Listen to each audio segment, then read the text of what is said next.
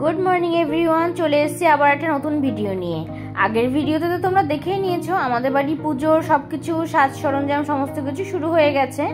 আর এদিকে আমাদের ঠাকুরমশাইও চলে এসছেন। এবারে পুজোটা না একটু দেরি করেই শুরু হচ্ছে। তো যাই হোক, ঠাকুরমশাই চলে আসার পরে আমাদের যে দ্বারঘরটা বসানো হয় সেটা উনি আগে বসিয়ে তারপর পুজোয় হাত দেবেন। আমরা সব কিছু রেডি করে রেখে দিয়েছিলাম, শুধু ওনার আসার জন্য ওয়েট করছিলাম। সব কিছু সাজানো গোছানো থেকে শুরু করে ভোগের সমস্ত কিছু আয়োজন সব কিছু রেডি হয়ে গেছে। যেহেতু তোমাদের বললাম না এবারে পুজোটা একটু দেরি করে করে শুরু হচ্ছে, সেজন্য সব আয়োজনই মোটামুটি কমপ্লিট হয়ে গেছে। মোটামুটি না, পুরোটাই কমপ্লিট হয়ে গেছে। তো এই বসানো হয়ে গেল আমাদের দ্বারঘর। এবারে ঠাকুরমশাই পুজোতে হাত দেবেন, মানে পুজোর সমস্ত কিছু উনি যা কিছু গোছানোর সেগুলো সব গুছিয়ে নিয়ে তারপর পুজোয় বসবেন। প্রত্যেক বছর এই ঠাকুরমশাই আমাদের বাড়িতে পুজো করেন, তো সেই জন্য ওনার সবটা জানাই আছে। আমাদের সমস্ত কিছু পুজোর আচার থেকে শুরু করে সবটাই জানেন। তো হয়ে গেছে আমাদের এদিকের কাজ, আর এদিকে ঠাকুরমশাই পুজোয় বসেও গেছেন অনেকক্ষণ। আর এবারে আমাদের ঘট স্থাপনা হচ্ছে। 1 বছরের জন্য মায়ের কাছে এই ঘট আমাদের থাকবে।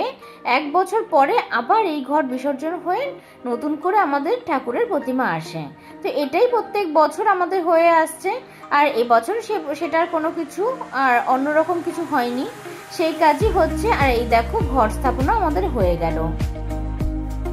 এই দিন, এই সময়, এই মুহূর্তের অপেক্ষাটা 1 বছরের ছিল। সেই 1 বছরের অপেক্ষার আজকে আমাদের অবসান হয়েছে। তো যাই হোক, খুব সুন্দর করে বসানো হয়ে গেছে ঠাকুরের ঘট।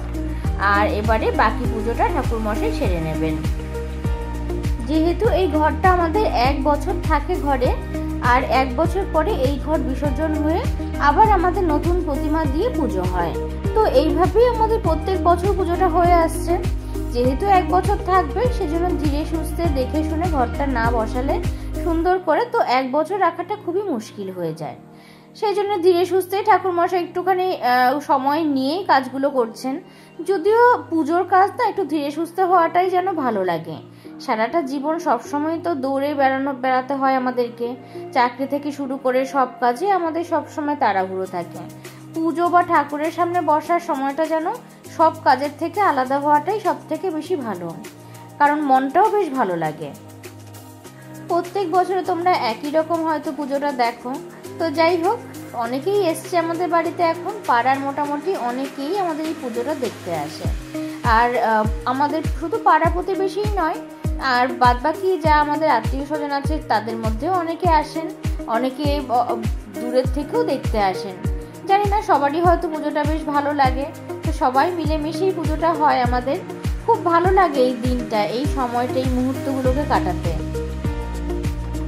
কাল থেকে তো শুরু হয়ে যাবে সেই ধরা বাঁধা একই নিয়মে চলা জীবনযাত্রা।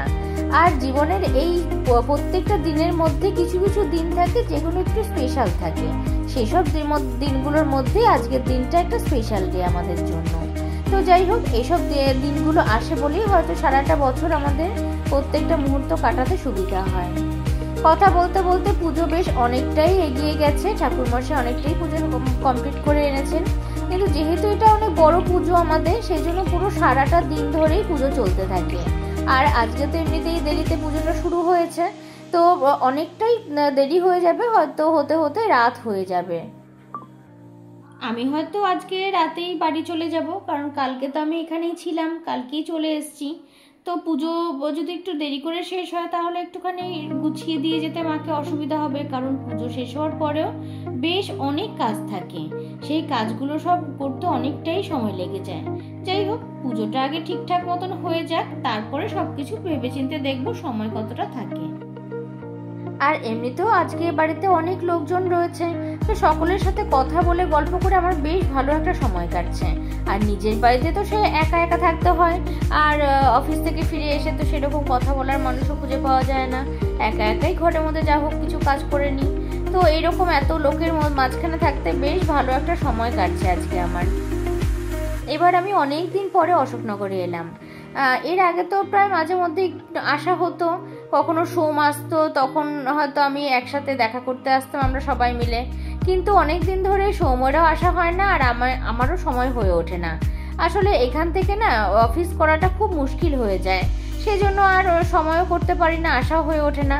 বেশ অনেক দিন পরে এবার আমি অশোকনগর এলাম। এরপরে তো আমার বাড়িতেও গণেশ চতুর্থীর পুজো আছে। এই পুজোটা শেষ হলেই তারপরে বেশ কিছুদিনের মধ্যেই আমার বাড়িতেও পুজোর সব কিছু আয়োজন শুরু করতে হয়। কথা বলতে বলতে আমাদের ভোগ নিবেদনও হয়ে গেছে, পুজো প্রায় মোটামুটি শেষের দিকে চলে এসছে। তবে হ্যাঁ, আমাদের তো যেহেতু যজ্ঞ করে পুজো হয়, তো ভোগ নিবেদনের পরে আমাদের যজ্ঞের সমস্ত কিছু আয়োজন করা হবে। আমার বাড়ির পুজো সাধারণত আমি যেহেতু একাই সব কিছু অ্যারেঞ্জ করি, সেজন্য আমাকে অনেক আগে থেকেই সব কিছু শুরু করে দিতে হবে, কারণ সবসময় আমার সময় হয়ে ওঠে না, আমি সময় পাইও না। আর আগে থেকে একটু একটু করে অ্যারেঞ্জ করে রাখলে কি আমার এই প্রবলেমগুলো হয় না যে একেবারে শেষ মুহূর্তে সব কিছু আয়োজন করতে হয়। তো যাই হোক, আজকে না ছোটোবেলার কথাটা খুব মনে পড়ছে। আমার আর ভাই মোটামুটি ছোটোবেলাটা মামা বাড়িতেই কেটেছে। আর আমার মামা বাড়িতে প্রচুর কিছু পুজো হতো, প্রত্যেকটা পুজোই মোটামুটি আমাদের বাড়িতে হতো। আর এদিকে ভোগ নিবেদন থেকে শুরু করে সমস্ত কিছুই করা হতো, আমরা নিজেরাই সব কিছু করতাম। সেসব ছোটোবেলার দিনগুলো না এইসব পুজোর দিনে আমার খুব মনে পড়ে যায়। তোমাদের সাথে এত গল্প করতে করতে দেখো সন্ধেও প্রায় হয়ে এসছে। আর এদিকে আমাদের ঠাকুরমশাই হোমের সমস্ত কিছু আয়োজন করে উনিও বসে পড়েছেন হোম করবার জন্য। আর এদিকে আমাদের ঘরের ইলেকট্রিকের কিছু একটা প্রবলেম হয়েছে, সেই জন্য লাইটটা হঠাৎ করে বন্ধ হয়ে গেল। তো যাই হোক, ইলেকট্রিশিয়ানকে ডাকা হয়েছে, উনি চলে আসবেন কিছুক্ষণের মধ্যে। আর যদিও ভালোই হয়েছে, দেখো এখন যদি লাইটটা অফ না হতো এত সুন্দর করে ঠাকুরকে যেন দেখাই যেত না। কি সুন্দর লাগছে দেখো পুরো ঠাকুর ঘরটা, চারিদিকটা অন্ধকার হওয়াতে যেন এই হোমের আগুনটা যেন আরো সুন্দর করে সকলের নজরে পড়ছে। আর বেশ ভালো লাগছে এখানটা সামনে বসে থাকতে। আর বেশি পুজোটা আমাদের বাকি নেই, আর কিছুক্ষণ সময় আছে। এই হোমের সমস্ত কিছু কমপ্লিট হয়ে গেলেই পুজো এই বছরের মধ্যে আমাদের সম্পন্ন হবে। তো চেষ্টা করেছি সুন্দর করে গুছিয়ে সবাই মিলে পুজোটাকে সুন্দর করে করার, জানি না কতটা করতে পেরেছি। যাই হোক, এই বছরের পুজোতে ঠাকুরের কাছে এটাই নিবেদন, পরের বছর যেন এভাবেই সুন্দর করে গুছিয়ে তোমার পুজোটা আমরা দিতে পারি। যেহেতু দেরি করেই পুজোটা শুরু হয়েছিল না, তোমাদেরকে বললাম, সেই জন্য শেষ হতে হতে বেশ অনেকটাই রাত হয়ে গেছে। আর এদিকে তো আমার রাত বেশি হয়ে গেলেই মুশকিল, আমাকেও বাড়ি ফিরতে হবে পুজো শেষ করে। তো সেটাই ভাবছি। পুজো শেষ হওয়ার পরে আর কিছু ভিডিওই করতে পারিনি, কারণ পুজো শেষ হওয়ার পরে না নিজে এখানটাতে মানে পুজোর জায়গাটাতে পুরো গোছানোটা অনেকটাই কাজ থেকে যায়। তো যেহেতু আমি থাকবো না, সেই জন্য চটপট করে যতটা সম্ভব কাজ করে একটুখানি মাকে হেল্প করে দেওয়ার চেষ্টা করলাম। যদিও সেরকম কিছুই করতে পারিনি, এরপরেও মার প্রচুর কাজ থাকে। একটা পুজোতে তো অনেকটাই কাজ থাকে লাস্টের দিকটাতে। তো আমি আর ওয়েট করব না, অনেকটা রাত হয়ে গেছে। আর যেহেতু আমি একা ফিরবো না, অনেকটা রাত করে আমি খুব একটা ফিরি না, যতটা সম্ভব আমি চেষ্টা করি তাড়াতাড়ি করেই বাড়ির দিকে চলে যেতে। আর কিন্তু পুজো টুজো এইসব দিনগুলোতে একটু রাত হয়ে যায়, বেরোতে বেরোতে আর ইচ্ছেও করে না খুব তাড়াতাড়ি করে বেরিয়ে পড়তে। যতটা সময় থাকা যায় সেটাও আমি চেষ্টা করি। তো যাই হোক, সব কিছু মিলিয়ে মিশিয়ে এবারে বাড়ির দিকে যাচ্ছি। নিজের বাড়িতে এবার গিয়ে ভালো করে ফ্রেশ হয়ে তারপরে আমি সব কিছু করবো। তো চলো, আজকের ভিডিওটা তো এই পর্যন্তই। দেখা হবে আবার একটা নতুন ভিডিওতে। টাটা।